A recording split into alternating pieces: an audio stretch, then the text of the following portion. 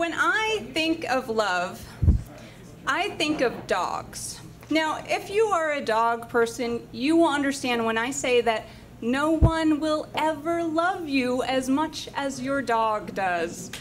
You are their parent, the leader of their pack, and the giver of all things good, like butt rubs and chew toys.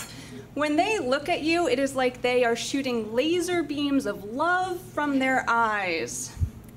On my 26th birthday, my then boyfriend handed me an 8-week-old black Labrador retriever. As I held her against my chest and her little nose nuzzled up against my cheek, and as her big eyes looked up at me and said, "I just met you and already I love you," I understood mother-daughter bonding. And so Zoe became my baby. A couple years later, my mom, my real human mom, moved in with us. She had gotten sick and needed someone to take care of her. She brought her dog, Doc. Now, some dogs like Doc think they are cats, and they only love you when it's convenient for them.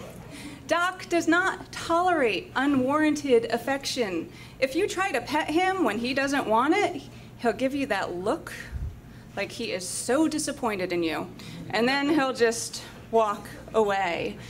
Now, Zoe is a typical lab, which means she demands affection at all times. One mommy is not really enough for her.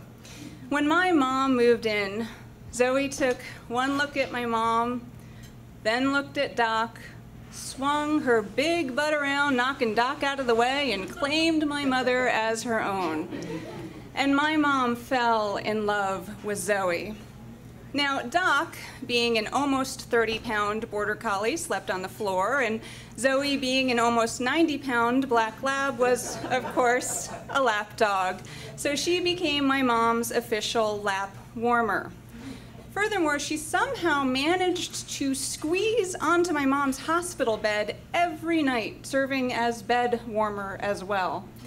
My mom and Zoe became bosom buddies. Now, about 2 weeks after my mom moved in, when Zoe and my mom had already pair bonded, my boyfriend decided to take Zoe and Doc to the dog park, something we had done before, but he had his sister's pickup truck for the weekend and decided to put the dogs in the back. I will tell you, do not ever do this with the dog. As the truck was rounding the corner to go to the dog park, Zoe got so excited to see her doggy friends that she couldn't wait. She jumped out of the moving truck. Her paw caught in the gate.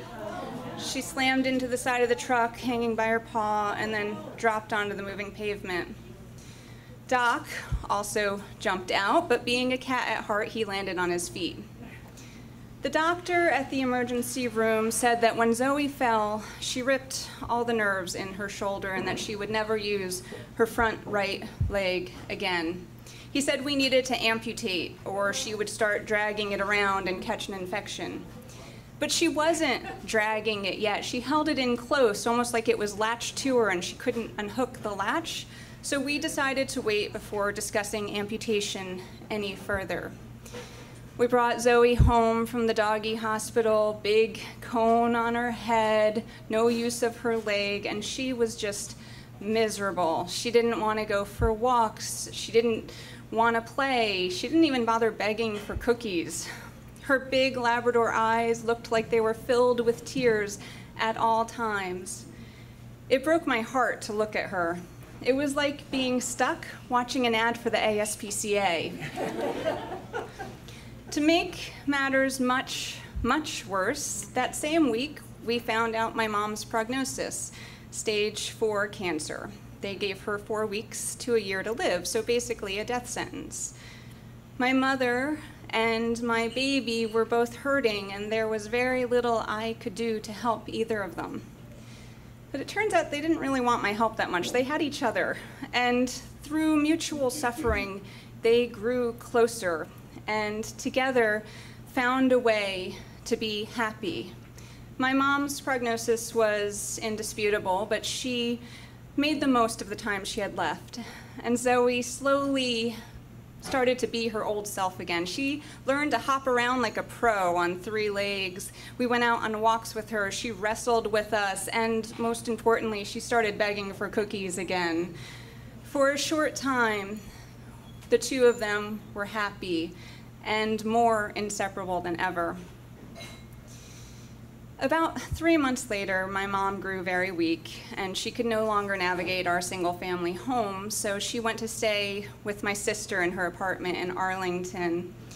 Zoe and Doc stayed behind, which didn't seem to bother Doc all that much, but Zoe kept pacing around the house as if she was looking for my mom, wondering where her best friend was. It was just a few days later that my mom started to decline. We didn't know how long she had left, but she was fading quickly. So I brought Zoe to see her, thinking it would cheer both of them up. I mean, Zoe had been missing her favoriteest person, and when we walked in the door, my mom was just so ecstatic to see Zoe. Zoe bounded up to her, but then perhaps sensing that my mom, who was propped up on the couch, wouldn't want a lap warmer at the moment, she took a position by my mom's side and just sat there while my mom pet her for hours, soaking in the love and the affection. That was the last day my mom got out of bed. 2 days later, she passed away.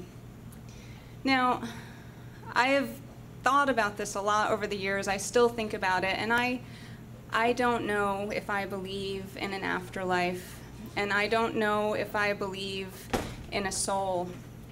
But I know that some part of my mom left her body when she died. Not only because her body literally shrank before our eyes, but also because my brother's dog, who was in the room next door all alone, let out a bark right at the moment of her death. And then, of course, there is what I believe to be the gift that my mother left. You see, in the midst of the worst day of my life, we witnessed a miracle. After the funeral home came and took the body away, after all the arrangements were made, I went home to my house of dogs. And Zoe greeted me at the door.